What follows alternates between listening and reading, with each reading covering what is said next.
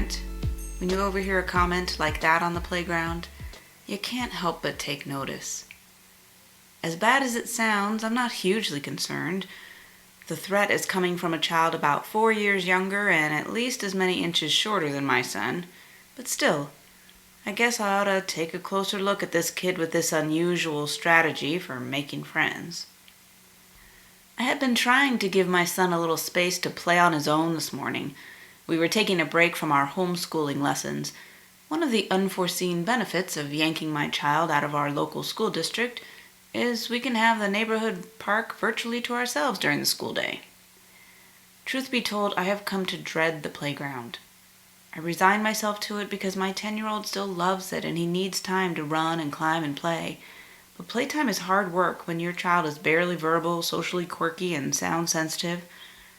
Not only do I feel a strong need to explain my son's odd behaviors and unique vocalizations to anyone who seems to question them, but I have been drilled at many an autism conference to maximize any and all social skill-building opportunities.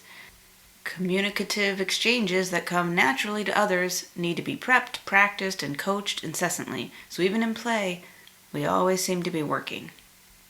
I typically hover near him in public settings, ready to diffuse awkward encounters and take advantage of every teachable moment. But after years of safeguarding and facilitating every interaction, I've grown tired of explaining why my son won't talk to the other kids, tired of confused stares from children, the pitying looks from their parents. Lately, I've found myself pretty jealous of the moms who can sit on the sidelines and indulge in a few exquisite moments of coffee and real conversation while their children play together. I wonder what that's like. So when we got here this morning, I caught a glimpse of paradise in the lack of cars in the parking lot and the correspondingly few children running around on the playground. I decided to take the delicious opportunity to sit on a park bench and allow myself the luxury of letting my son go play. I was determined to put aside the social skills lessons and practice instead my personal non-hovering skills. Right up until that potential threat of bodily harm, I was doing great.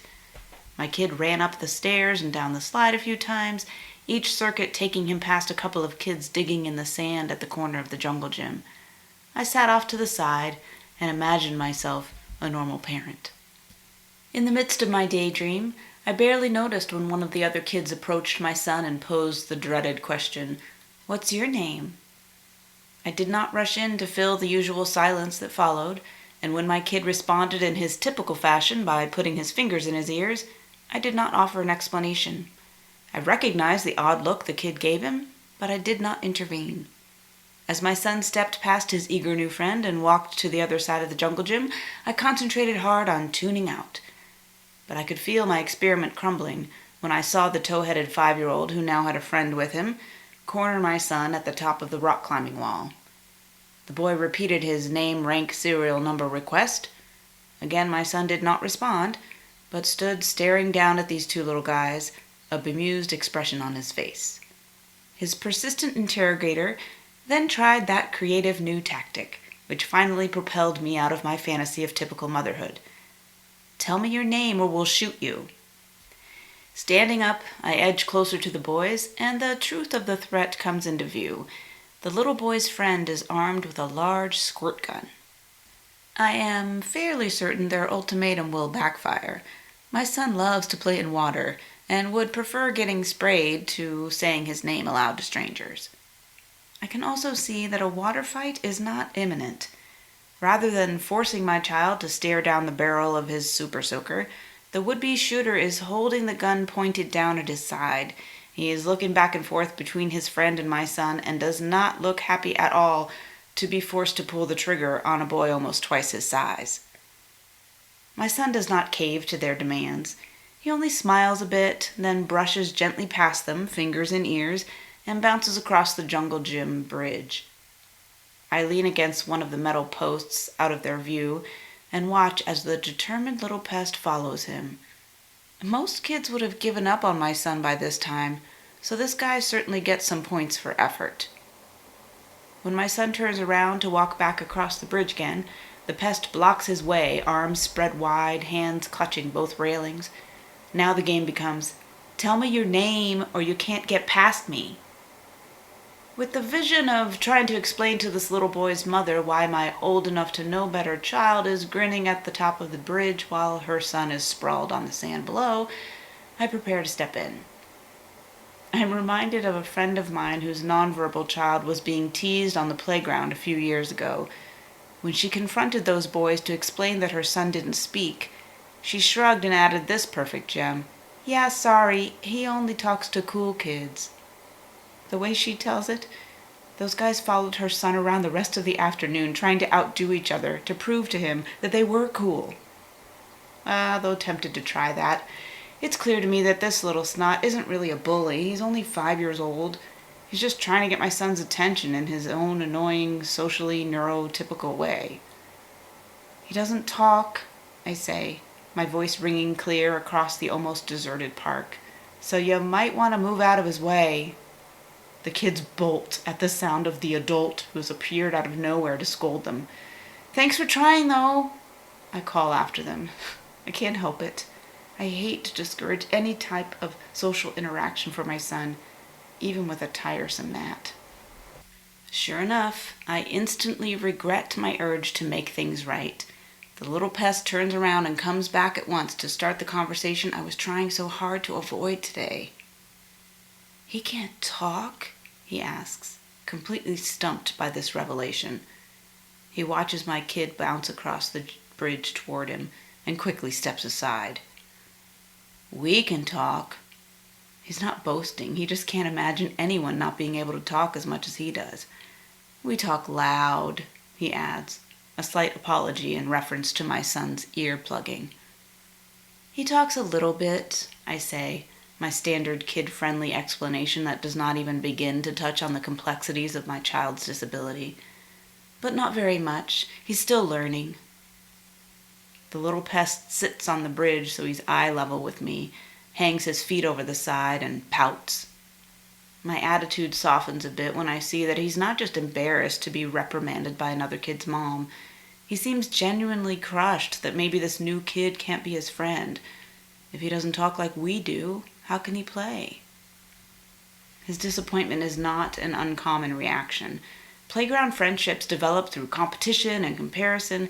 Kids gravitate toward those who have similar interests or comparable skills. On the playground, they begin to define themselves and others by what they can and cannot do. But my son does not seem to play by the same rules. Because he interacts with the world so differently, finding a shared interest is challenging, and he often appears unable or unwilling to play along. Many kids give up the effort long before a friendship has a chance to grow. I can feel myself beginning to share in this little kid's disappointment. My son might be fine not to make many friends, and to him, social interactions might be more trouble than they're worth. But for me, it's sometimes hard to witness. The little pest mutters his attempt at an explanation. "Some people are sick, so they can't talk." As I begin to try to explain autism on a kindergarten level, my phrasing is couched in apology and commiseration for what cannot be.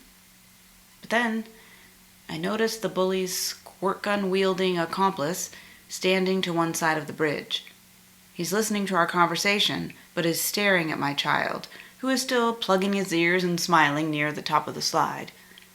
This kid turns to me, and his shy question slaps me back to my senses and reminds me why I risked the public playground with my child.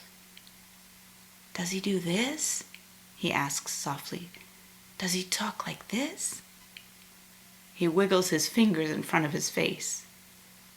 I am instantly in love with this kid, without a doubt. "Yeah," I say. "He uses sign language sometimes."